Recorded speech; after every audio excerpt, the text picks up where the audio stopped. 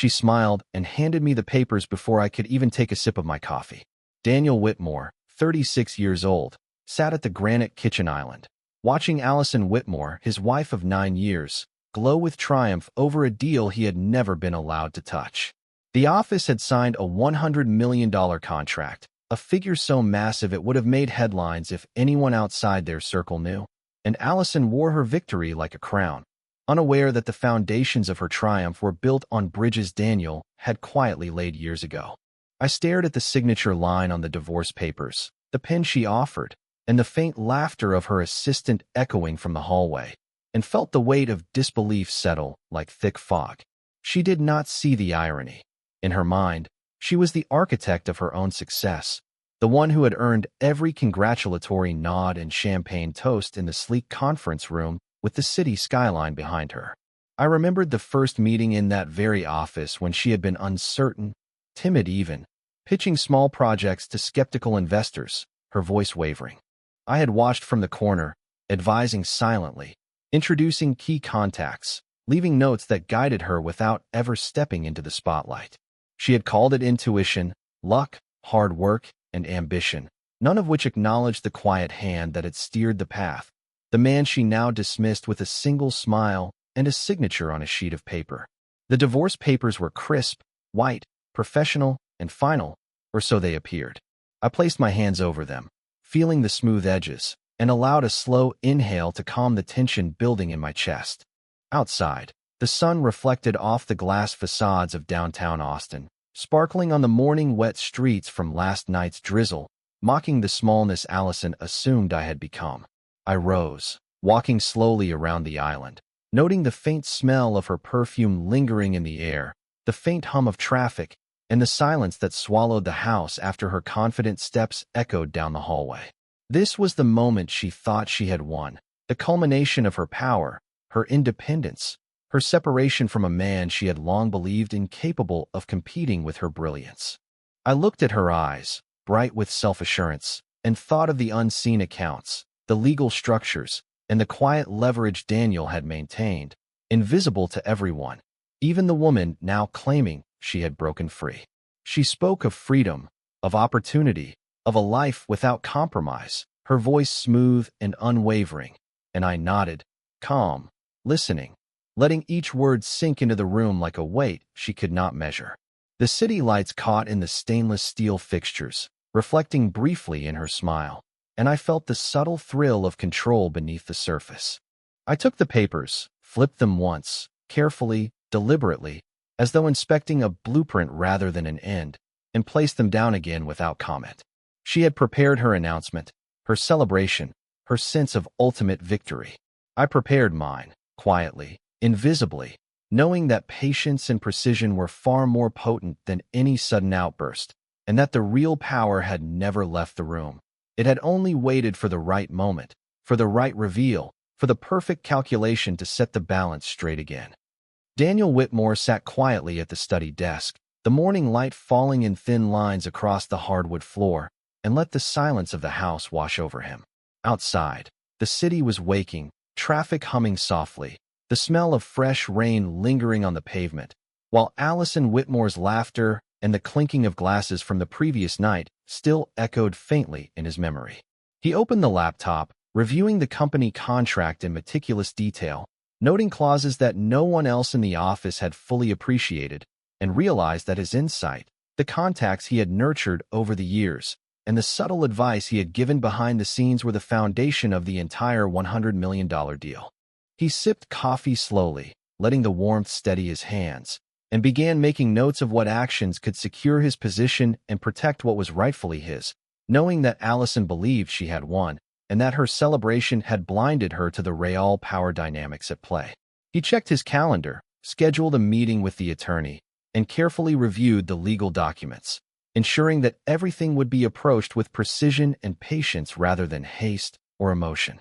Each step he took was measured, deliberate, designed to maintain control without revealing the extent of his influence.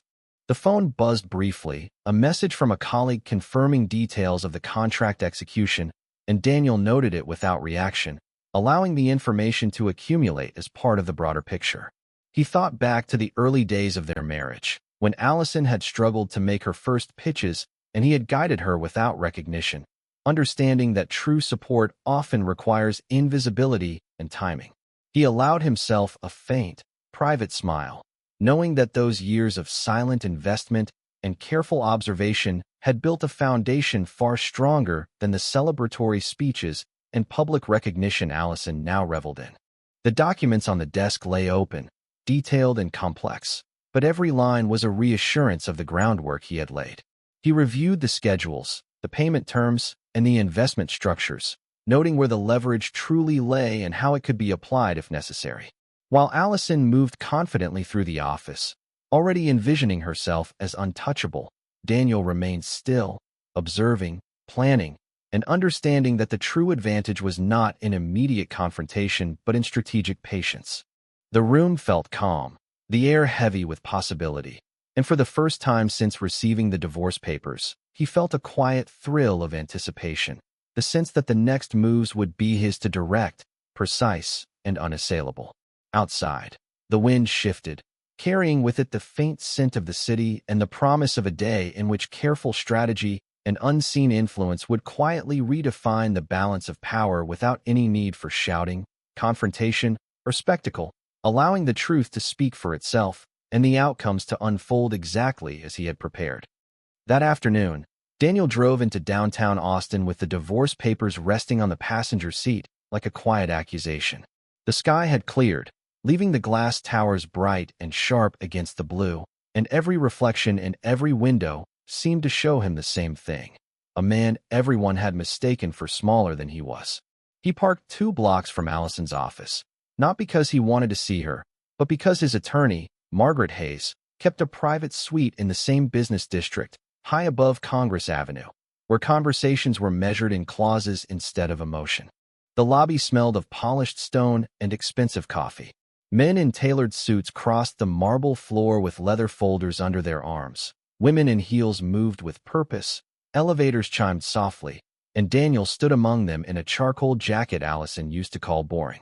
Maybe it was. Boring had paid the mortgage. Boring had remembered birthdays. Boring had sat awake at 2 in the morning revising Allison's investor pitch while she slept with her head on a pile of printed slides. Boring had built the road she was now trying to drive away on. He reached Margaret's office 5 minutes early. That was how his father had raised him. Early meant ready. Ready meant calm. Margaret greeted him with no surprise, just a firm handshake and the kind of eyes that had read too many sad stories written in legal language. She did not ask if he was all right. Good attorneys know when a man is not. She took the papers, read the first page, then the second, and her mouth tightened at one line buried halfway through the property section. "They are moving fast," she said. Daniel nodded. "Allison thinks momentum is the same as control." Margaret glanced up. And is she wrong? For the first time that day, Daniel almost smiled. He opened his briefcase and placed 3 folders on her desk. The first held emails from 5 years earlier, introductions Daniel had made between Allison and Whitmore Holdings under a private advisory channel. The second held early drafts of the strategic proposal that eventually became the $100 million contract. The third held the board governance language Allison had never bothered to read because she was too busy preparing her victory speech. Margaret put on her reading glasses. The room went still except for the faint hum of the air conditioning. Page by page, her expression changed. Not shock. Recognition. The professional kind. She tapped one paragraph with a silver pen. Moral conduct, executive disclosure, conflict of interest, investor confidence trigger. Then she tapped another. Final release authority rests with the advisory representative designated by Whitmore Holdings. She looked up slowly. Daniel, who is the designated representative? He did not answer right away. He watched the city through the window, the same city where Allison was probably accepting congratulations, where Carter Blake was probably standing too close to her desk, telling her she had finally outgrown her old life. Daniel reached into the inside pocket of his jacket and removed the sealed appointment letter he had received 6 months earlier, when his father quietly stepped back from the family investment arm. He laid it on the desk. Margaret opened it, read the signature, then exhaled through her nose. The room did not explode. Nothing dramatic happened. No thunder. No raised voices. Just one sheet of paper, turning an empire of assumptions into dust. Margaret said, "Does your wife know?" Daniel shook his head. "Does Carter Blake know?" "Not yet." Margaret leaned back, folding her hands. "Then let us make sure they learn it in the room where it matters, not in a hallway where they can spin it." Daniel looked down at the divorce papers again. Allison had signed first, neat and confident, her name curved like a smile at the bottom of the page. He picked up the pen Margaret offered, but did not sign. Not yet. Some endings deserve witnesses. The first time Daniel helped Allison build a company, she was sitting at a folding table in their old apartment with $300 in the business account and a printer that jammed every 12 pages. Back then, there were no glass offices, no catered lunches, no executives waiting to shake her hand. There was only a one-bedroom place off South Lamar, a kitchen light that flickered when the air conditioner kicked on, and Allison in sweatpants with her hair tied back, staring at a pitch deck like it was written in another language. Daniel remembered those nights clearly because love makes a man notice the details nobody else records. The cold pizza beside her laptop, the legal pad filled with scratched-out numbers, the way she would rub her forehead when investors stopped returning calls. She used to look across the table and ask, "Do you think I can really do this?" And Daniel, tired from his own work, would move his chair beside hers and say, "Yes, but not like this." Then he would rebuild the proposal line by line, not taking over, not making her feel small, just steadying the frame so her ambition had somewhere safe to stand.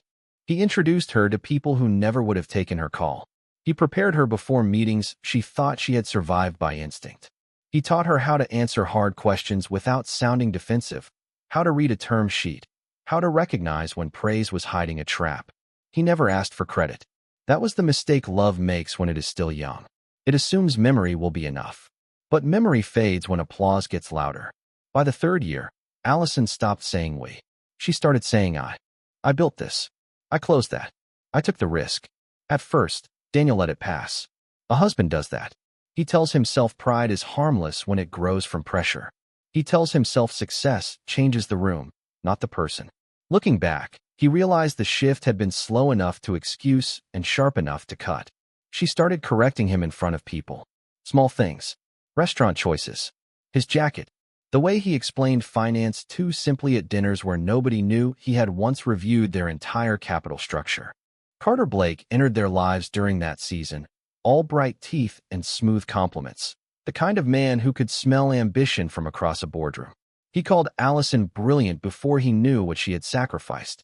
He called Daniel supportive in a tone that made the words sound like furniture. Allison laughed the first time. Not cruelly. Not yet. But Daniel remembered the sound because it did not defend him. It floated past him, light and easy, and something in the room shifted an inch. Years later, that inch had become a canyon. Carter became her shadow at conferences, her second chair at negotiations, the man who leaned close over spreadsheets and somehow never had to explain why he stayed after everyone else left. Daniel saw it, but he did not chase it. Not because he was blind, because chasing respect usually means it has already left the house. So he watched, quietly, carefully. The company grew. Allison grew brighter in public and colder at home. Conversations became calendar updates. Dinners became obligations. Touch became routine, then rare, then something both of them pretended not to miss. The night before the contract announcement, she came home after 10, dropped her designer bag on the counter, and said Carter believed the board would see her differently now. Not us. Her. Daniel was standing at the sink, rinsing a coffee mug, and saw his own reflection in the dark window. Calm face. Tired eyes. A man slowly being edited out of a story he helped write. He asked if she was happy. She said she was finally becoming who she was meant to be. That answer told him more than an argument would have. Now, sitting alone after Margaret's office, Daniel understood the past with terrible clarity. Allison had not simply forgotten his help. She had turned forgetting into strategy. And Carter had not stolen anything by force. He had only stepped into the empty space where gratitude used to live. Daniel Whitmore spent the morning reviewing the investment and legal documents again. Each folder, spreadsheet, and signed letter a reminder of the influence he had carefully preserved over the years. He poured another cup of coffee, the rich aroma filling the quiet kitchen, and let himself recall the small moments that built the foundation of this power. The introductions he had quietly arranged, the advice he had given without seeking recognition, the patience he had shown while Allison took credit publicly. Every step of the way, he had observed, learned, and cataloged, ensuring that when the moment arrived, he could act with precision rather than emotion. Outside, the city pulsed with activity, cars moving through the streets, office workers beginning their day, unaware of the private calculation unfolding in a modest home just a few blocks away. Daniel opened a sealed envelope containing a summary from Whitmore Holdings, detailing the exact conditions under which he, as the designated representative, could exercise oversight and control over major contracts. He reread the clauses, making sure he understood each nuance, the timing, the triggers, and the fallback measures, each one an invisible line of defense that Allison had never noticed. He made a list of next steps, methodical and deliberate. Review the execution schedule, prepare correspondence with the board, confirm compliance checks, and wait for the opportune moment to present his authority. He did not feel urgency. He felt clarity. Clarity that came from understanding the full picture and knowing that patience amplified power more than any rush could. Later that afternoon, Daniel called Margaret Hayes, his attorney, and outlined a plan to coordinate with the corporate counsel, ensuring all actions were fully legal and enforceable, leaving no room for dispute. They reviewed each document, discussed the timing, and noted the precise points at which disclosure would be required by law, and Daniel confirmed that every move would reinforce his position quietly but undeniably. As he hung up, he allowed himself a slow exhale, feeling a sense of control that had been years in the making. He glanced toward the city skyline from his kitchen window, seeing Allison in his mind already celebrating her perceived victory, the $100 million contract framed as her achievement, unaware of the checks and safeguards that had always positioned him as the ultimate authority. Carter Blake, her confidant and enabler, was also blind to these details, believing the public image of power matched reality. But Daniel knew the truth. Control had always been in his hands. He reviewed his notes one last time, each bullet point a step toward a precise, careful unveiling of authority, each line a reinforcement of the quiet strategy that would ultimately shift the balance. By evening, he felt ready to proceed, not with confrontation, but with the steady, deliberate action that would turn assumptions on their head. The house was calm, the coffee cup empty, and the documents arranged neatly before him, every item a testament to preparation and foresight, and Daniel sat back, confident that when the time came, the reveal would be unassailable, inevitable, and entirely under his control. By Monday morning, Allison had turned the contract into a crown. Her face was on the internal company newsletter, her name was in every congratulatory email, and her glass office on the 32nd floor looked more like a showroom than a workspace. Flowers sat on the credenza. Champagne bottles rested unopened near the conference table. Carter Blake stood beside her desk with his jacket off and his sleeves rolled up, smiling like he had personally invented success. Daniel saw all of it because Richard Lawson's assistant had forwarded the executive schedule to Whitmore Holdings, and Daniel was still on the private advisory distribution list Allison had forgotten existed. That was the problem with arrogance. It deletes people from memory before it deletes them from systems. At 10:40, an email arrived from Carter to Richard and two board members, with Allison copied in. Subject line, Post-Contract Leadership Realignment. Daniel read it once. Then again. Not anger. Confirmation. Carter was recommending an immediate restructuring to make Allison the public face of the expansion, remove several older advisors from review channels, and accelerate the first $20 million release before the compliance window closed. Buried in the third paragraph was a sentence that made Daniel sit back slowly. To avoid unnecessary delays, we should limit investor-side disclosure until after the media announcement. There it was. Not a mistake. A choice. Carter was not just celebrating the deal. He was trying to move money before the people with oversight could ask uncomfortable questions. Daniel printed the email and placed it in a folder labeled Disclosure Risk. Then he checked the contract again. Section 12. Executive Transparency. Section 14. Investor Confidence Trigger. Section 19. Advisory Release Authority. Clean language. Quiet language. The kind nobody respects until it closes around them. He called Margaret Hayes. She answered on the second ring. I have something, he said. 10 minutes later, The email was in her inbox. 15 minutes later, she called back. Her voice had changed. Carter just handed you the key, she said. Daniel looked through the kitchen window at the oak tree in the backyard, its branches moving gently in the warm Texas wind. He remembered Allison standing under that tree 6 summers ago, laughing barefoot after her first profitable quarter, telling him none of this would have happened without him. Back then, he believed gratitude had roots. Now he knew some people only keep gratitude until it becomes inconvenient. Margaret continued, "We do not accuse. We notify. We request a compliance review through Whitmore Holdings. We let the board see the language and the email side by side." Daniel nodded, though she could not see him. "No drama, just process." "Exactly," she said. "Process is harder to argue with than emotion." That afternoon, Allison called for the first time since handing him the papers. He let it ring until the final second, then answered without speaking. She exhaled sharply. "Daniel, I need you not to make this awkward." He glanced at the divorce documents still unsigned on his desk. "Make what awkward?" "The board dinner Wednesday," she said. "Richard wants spouses there for optics, and since nothing is final yet, I need you to come, smile, and not make some quiet little statement." There it was again. Need. Not want. Not regret. Need. She still thought he was a prop she could position beside her when useful and discard when the photographs were done. Daniel looked at the folder on the table. Carter's email sat on top, the sentence about limiting disclosure underlined in blue ink. He asked, "Will Carter be there?" A pause. "Of course. He is part of the leadership team now." Daniel could hear the pride in her voice, polished and careless. He said, "Then I will be there." Allison sounded relieved, almost amused. "Good. Just wear something appropriate." The line went dead. Daniel set the phone down slowly. The house was quiet except for the air conditioner and the soft tick of his father's old wall clock. He stood there for a moment, feeling the strange calm that arrives before a storm nobody else can see. Allison wanted him at the dinner as decoration. Carter wanted the release approved before the review. Richard wanted a smooth announcement.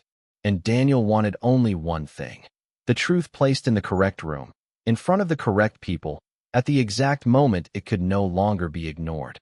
The evening of the board dinner arrived quiet and measured, the city lights glimmering through the floor-to-ceiling windows of the conference room as Daniel Whitmore adjusted his cufflinks and checked the arrangement of documents one last time. Allison Whitmore entered with Carter Blake by her side, her heels clicking confidently against the polished floor, her smile smooth, polished, and unaware of the shift quietly unfolding. Guests mingled around them, some exchanging polite congratulations for the $100 million contract, others whispering behind glasses of water and white wine, yet none aware that the true authority had been silently recalibrated. Daniel stood near the edge of the room, jacket perfectly aligned, posture calm, and observed without a word, noting the small gestures, the subtle interactions, and the way Allison leaned toward Carter for reassurance, as if his presence alone validated her power. He checked his notes again, a precise sequence of disclosure points, clauses, and questions prepared for the right moment, the kind of preparation that made visibility irrelevant because control was already in his hands. As the dinner progressed, Allison gave a brief speech, her voice steady and cheerful, highlighting her role in the contract, gesturing toward Carter and the other executives, painting a picture of leadership and independence. Daniel listened, letting the applause fill the room and noting every nod, every glance, every small indication of assumption that she was in full control. When the main course concluded, Daniel and Margaret Hayes, his attorney, approached the head of the board casually, presenting a few highlighted documents with quiet authority, ensuring that all points requiring immediate disclosure were now in the correct hands. Allison and Carter's expressions shifted subtly as they realized the timing of their announcements and claims was now governed not by assumption but by fact, by law, and by the carefully timed reveal Daniel had orchestrated. He did not speak. He allowed the documents, the clauses, and the procedural precision to speak for him, knowing that true power often does not announce itself verbally. Carter glanced toward him, curiosity flickering, but Daniel's calm posture, the controlled gaze, and the faint organization of evidence around him communicated more than words ever could. Allison's confident demeanor faltered just slightly as she noticed the review notes and legal annotations, a quiet recognition of oversight and miscalculation. Daniel's hand rested lightly on the folder, not aggressive, not demanding, but an unspoken signal that control had returned to the one who had always managed the foundations. Throughout the evening, no one argued, no one raised voices. Yet the subtle shift in authority was unmistakable. The board now viewed the contract, the release, and the disclosures with clarity that Allison and Carter had not anticipated. The dinner concluded smoothly, applause faded, and Daniel stepped toward the exit, leaving the documents with the legal team, his movements precise and unhurried. Outside, the city hummed, traffic moving past glass towers reflecting the fading sunset, and Daniel paused for a moment, inhaling the cool evening air, feeling the quiet satisfaction of a strategy executed flawlessly, patience maintained, and authority restored without confrontation, drama, or spectacle, allowing the truth to unfold naturally and fully, unchallenged by the assumptions of those who had once believed they controlled the story. The next morning, the announcement did not go out. That was how Allison knew something had gone wrong. Not because anyone accused her, not because anyone shouted, because silence replaced momentum, and in corporate hallways, silence after celebration feels like a warning light blinking in an empty room. Daniel was in Margaret Hayes's office by 8:15, sitting beside the window with a paper cup of black coffee cooling untouched in his hand. Across the table, Margaret, Richard Lawson, and two members of the investment compliance team reviewed the same documents Daniel had handed over the night before. Carter's email sat on top. The sentence about limiting investor-side disclosure was highlighted in yellow, simple and plain, a small line of text carrying the weight of a cracked foundation. Richard looked older in daylight. The easy executive smile was gone, replaced by the careful stillness of a man realizing he had trusted the wrong person to steer a very expensive ship. He rubbed one hand across his jaw and said, "We are pausing the first release until the review is complete." Margaret nodded. "That is the correct position." Daniel said nothing. He had learned that when truth is finally in the room, a man does not need to decorate it. By 9:30, Allison arrived.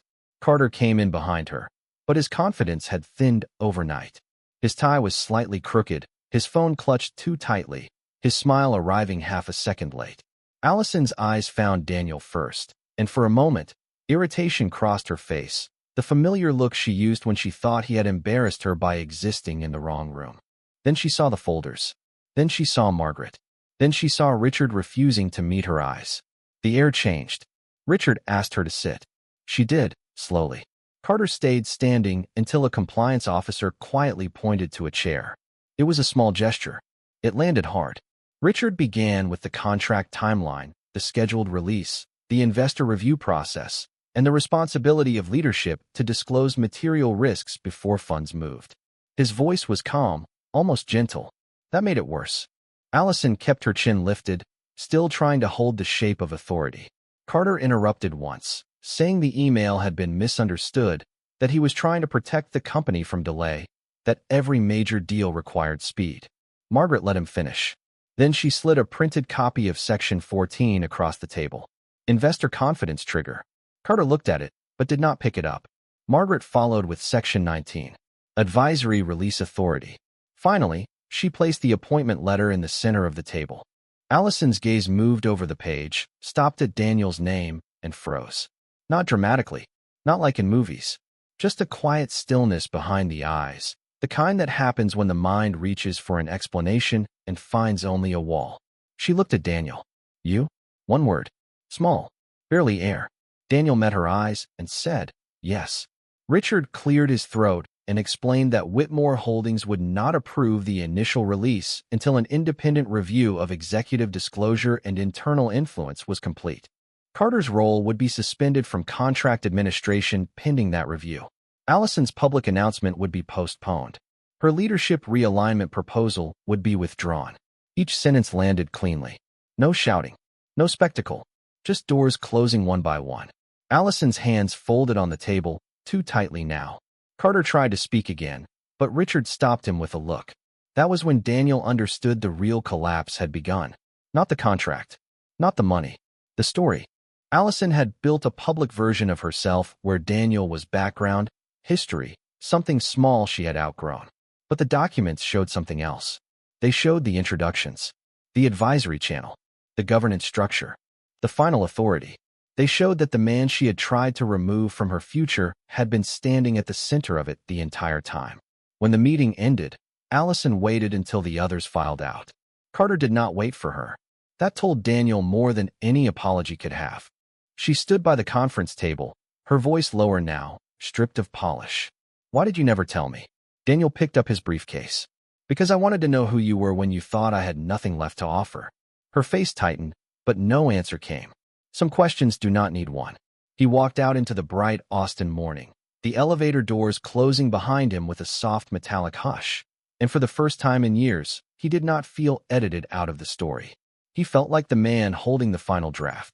Daniel did not go home right away. He walked 3 blocks through downtown Austin with his briefcase in his left hand and the morning sun warming the sidewalk beneath his shoes. The city moved around him like nothing had happened. Cars rolled past. A delivery truck beeped near the curb. Someone laughed outside a coffee shop, bright and careless, the kind of sound that belongs to people who have not just watched a marriage lose its mask. He stopped at a small diner near 6th Street, the kind of place with vinyl booths, strong coffee, and waitresses who called everyone honey without needing to know their names. He sat by the window and let the quiet settle. Not victory, not joy, something cleaner than both. Relief. For years, Daniel had believed love meant staying useful, staying patient, staying available even when gratitude became rare. He had mistaken being needed for being valued. That was a hard truth, but hard truths have a strange mercy. Once they arrive, they stop letting you negotiate with denial. His phone buzzed twice. Allison. Then again. He turned it face down. No anger. No performance. Just a boundary. Later that week, Margaret filed his formal response to the divorce petition. Calm language. Precise terms. No emotional accusations. The marital assets would be handled fairly. The private advisory appointment was separate. The Whitmore Holdings authority remained intact. The contract review continued without Carter in control. Richard Lawson sent a brief message thanking Daniel for preserving the integrity of the deal. Daniel read it once and archived it. He did not need applause from the room that had finally noticed him. By Friday, Allison came to the house. She stood on the porch in a cream coat, her hair perfect, her eyes tired in a way makeup could not hide. Daniel opened the door, but did not invite her in. That small choice said everything. She looked past him at the home they had shared, the kitchen lights, the framed prints, the life she had treated like a waiting room before something better. She said she had been confused. She said Carter had pushed too hard. She said success made her lose perspective. Each sentence sounded rehearsed until the last one. I forgot who was really standing beside me. Daniel looked at her for a long moment. The old part of him wanted to soften. The part that remembered cheap pizza, late nights, and her hands searching for his under the table. But memory is not a contract. Love is not a license to erase someone in return when the numbers change. He said, "You did not forget. You chose not to see me." Allison lowered her eyes. The silence between them was not cruel. It was final. A month later, the divorce moved forward with fewer speeches and cleaner signatures. Carter resigned before the review concluded. Allison kept her title, but not the myth that she had built everything alone. Daniel kept his name, his dignity, and the quiet authority he had never needed to brag about. On a clear Saturday morning, he walked through the same downtown where the glass towers caught the sun and no longer felt like monuments to other people's lives. They were just buildings. Steel, glass, and reflections. Nothing more. He bought a coffee, sat outside, and watched the city breathe. Sometimes the deepest revenge is not watching someone fall. It is realizing you no longer need them to understand what they lost. So tell me, if you were in Daniel's place, would you have revealed the truth sooner, or would you have waited until the room could no longer ignore it? And if stories like this remind you that silence is not weakness, stay with this channel, because some truths do not shout. They wait, they gather weight, and when the time comes, they change everything.